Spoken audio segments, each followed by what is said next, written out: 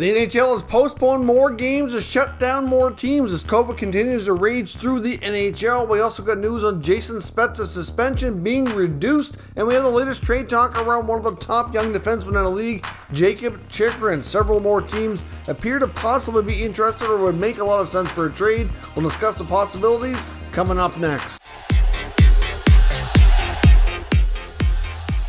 So welcome back to another video here at Top Shelf Hockey. As I mentioned, we have a lot more to talk about today when it comes to news and rumors. So let's get started with the latest update on games being postponed, teams being shut down, all the protocols, etc. Here we're now having situations where more arenas are being forced to reduce their capacity, at least here in Canada. Right now, we had already had word the other day that Ontario was reducing the Senators and the Leafs to 50%. Of course, we saw the Montreal Canadiens play the other night at no fans in the arena, which they're saying and being reassured they will be allowed to at least have partial capacity as soon as early as January, I think is what they're looking at. And the province of BC has now announced the same thing applies to the Canucks. They're going to be reduced down to 50% capacity as well. So certainly not good news for teams losing money and the league losing money here yet again for not getting full ticket revenue at the gate, which is a big driver and important for these NHL franchises. Now we're down to 3 teams fully shut down now: the Flames, the Avalanche, and the Panthers. There's other teams like the Predators and the Bruins, and others like that are hit hard too, and other teams too. Like, they're not the only ones, but like just in the last couple of days here, these teams are all shut down. Other teams have been shut down recently. We got more players. The Leafs got a few now. They were clear here recently, but now they've got Tavares and Kerfoot. Ryan Nugent-Hopkins of the Oilers entered protocol today. Cale Makar and Darcy Kuemper right before the Avalanche game yesterday were pulled into protocol. Like, it's becoming quite a mess. The number of players in COVID protocol and the number of teams having games postponed right now is just phenomenal. Lots of talk about will there be a league-wide pause or shutdown for the holiday season, and that doesn't appear to be the case. The NHL seems to be doing everything it absolutely can to avoid shutting down and avoid pausing games completely. Now, some question here today, if the players were to come out now, even though they have lots of time to make a decision, if the players came out and said, okay, we're not going to the Olympics, if the NHL might change their mind, because then they'd have that Olympic break that they know they could try to work around. But I know a lot of arenas already filled up a lot of dates in there, even though they were asked not to by the NHL. But that's a tough thing to do to teams that are been missing a lot of revenue here the past couple of years with a lot of events that couldn't take place. They had a bunch of empty dates. They can't just sit around and hope and wonder if the NHL runs into problems and they can fill those buildings in those times, right? So it's certainly going to be complicated, but COVID continues to rear its ugly head here across the world. Certainly having a major impact on professional sports in the NHL here, and hopefully we can get something to calm down soon, but it doesn't look like we're anywhere near that as it continues to rage on. Now, the only positive story out of this is that from what we're hearing, at least, the bulk of the cases, are a very high percentage at least, are either asymptomatic or very, very mild. So clearly that's good news. So let's hope it stays that way and we don't hear of anything more severe. A quick update from the NHL waiver wire today. The Lightning have placed defenseman Freddie Claesson on waivers. Of course, he's been a journeyman NHL veteran defenseman with limited amount of really NHL experience. If you think about it, played a lot in the American Hockey League, but he's been over in North America from Sweden for quite a few years. Started with the Ottawa Senators, put in a lot of time there trying to garner a full-time spot, and then has bounced around to a variety of teams since leaving Ottawa.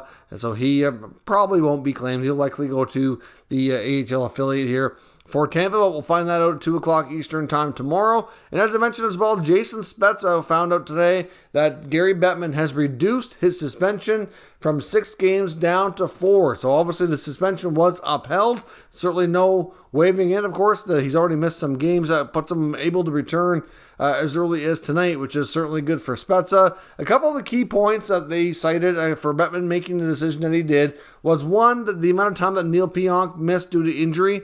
So obviously he wasn't out too long of an extended time. So there was that, and he really focused on the fact that Spezza's had a long NHL career with no with no prior history. He's had a really clean career with no discipline in the past.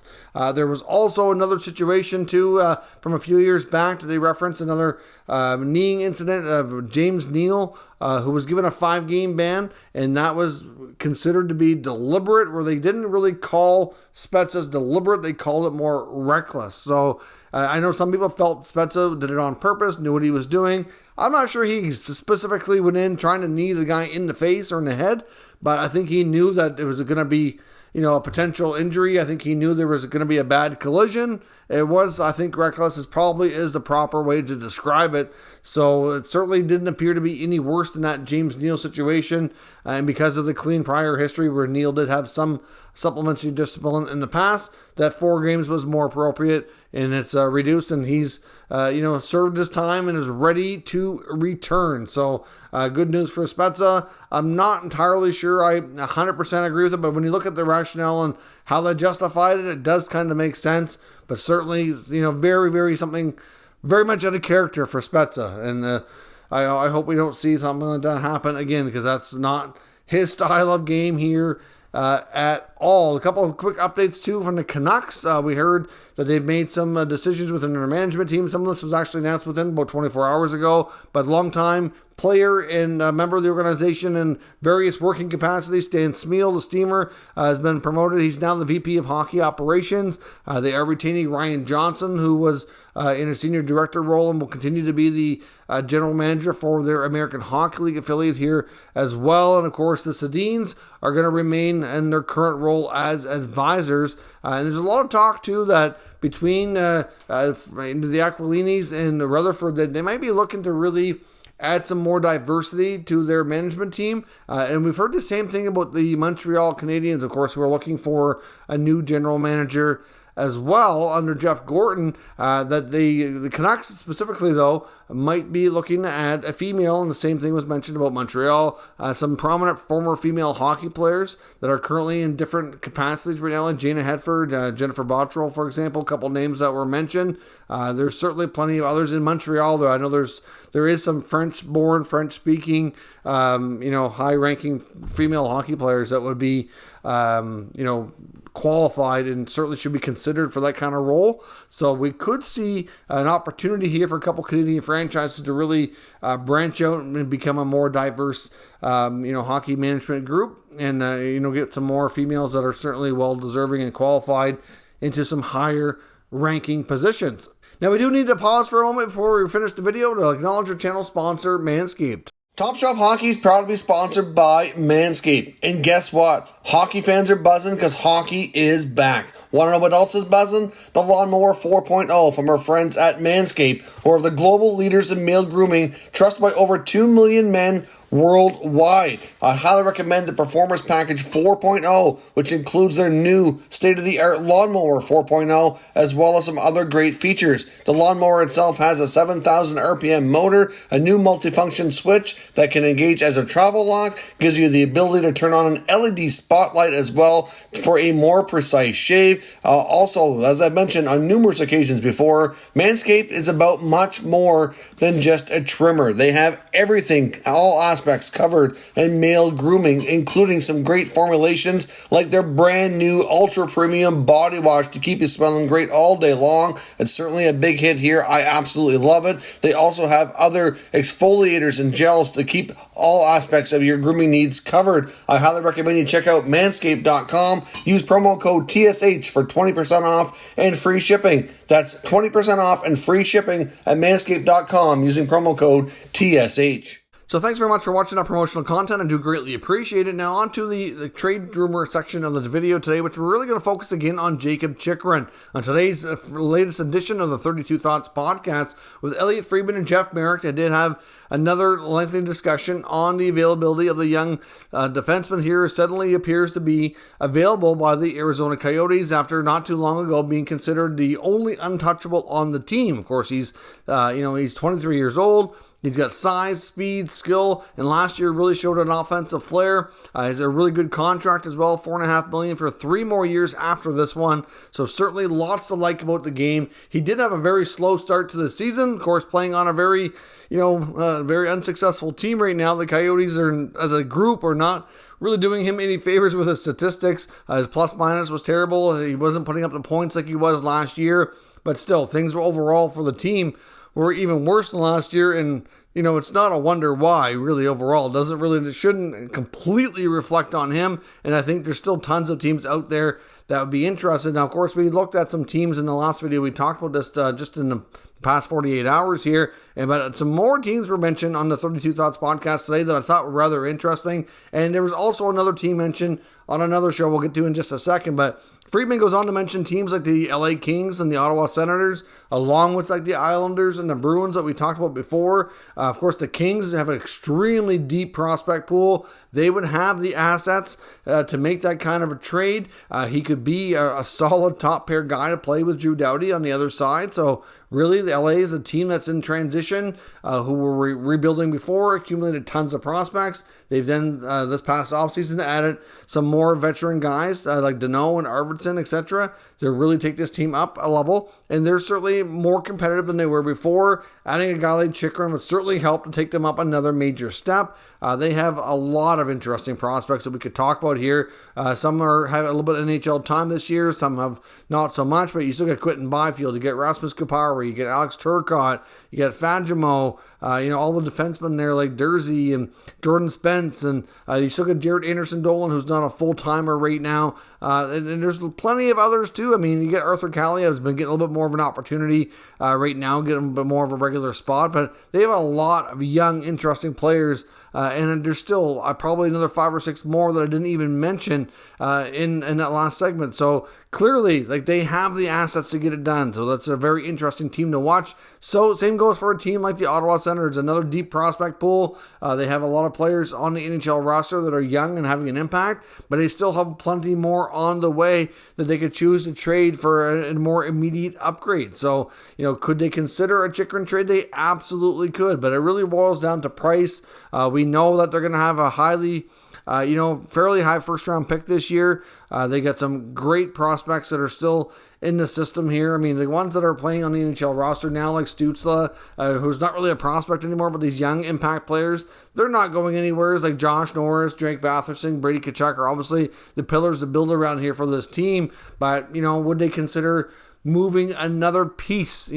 They still have former first-round pick from last year, Tyler Boucher. They still have Tyler Clevin from the University of North Dakota. I can't see them moving Jake Sanderson, or probably not Ridley Gregg. They got Shane Pinto. There's a lot there to really like that other teams would be interested in. So could Chychrun be something they could do? Absolutely they could, but doesn't mean they're going to. But it's certainly Friedman brings them up as a team of interest here to watch that could pull it off for sure. And then, of course, the other big one here that was interesting was the same topic of conversation, but with Nick Kypreos and Justin Bourne on their radio show talking about Kypreos saying that he's got sources indicating that the Maple Leafs are indeed interested and have probably placed some calls to kind of, gauge the Coyotes here and what it might take. So we're looking at 3 or 4 solid assets. The Maple Leafs are a team that don't have a lot of salary cap space, so they would need the Coyotes to take a good size, similar size contract off their hands, a money in, money out type of scenario.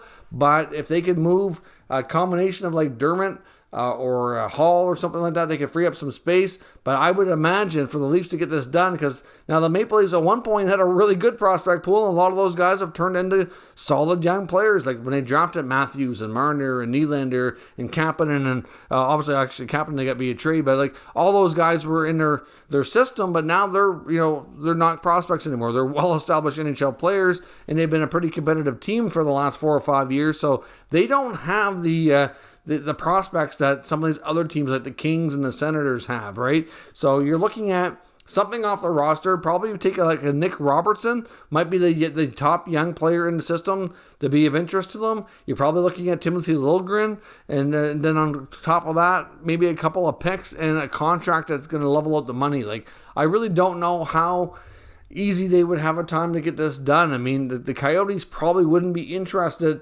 and and a good young forward that's like a William Nylander, for example, or Mitch Marner. Like not that I would see them necessarily wanting to do that, but even if they did, I can't see the Coyotes wanting that, even though they're good, really, really good young players with, especially Nylander's case, very fair contract. But that the Coyotes are more interested right now in tearing it down. They're going to have to take a contract to level out the money, but that's, not something they're going to want with a longer term deal per se. So to me, you're looking at Logren, Robertson, probably a first round pick, and maybe something else. I'm not sure what they would take money wise to level things out that way. Maybe it has to be like a Kerfoot or a combination of Kerfoot and Dermott or something to that effect. But we'll see where this goes. I'm not sure that nobody else right now is talking about the Leafs as being a potential contender for Chychrun, but Kypreos seems to think that they are certainly interested. I mean, you can imagine adding that to their blue line, the more size and strength and ability to move the puck. Like, this guy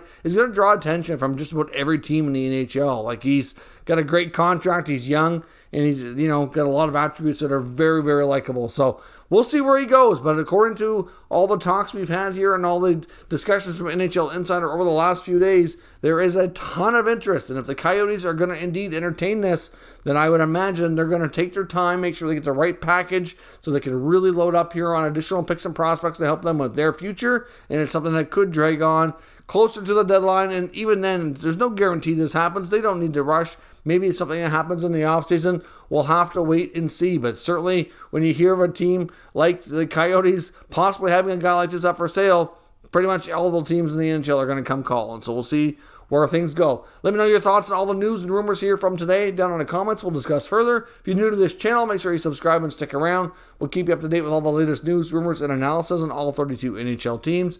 Thank you for watching, and I'll catch you next time.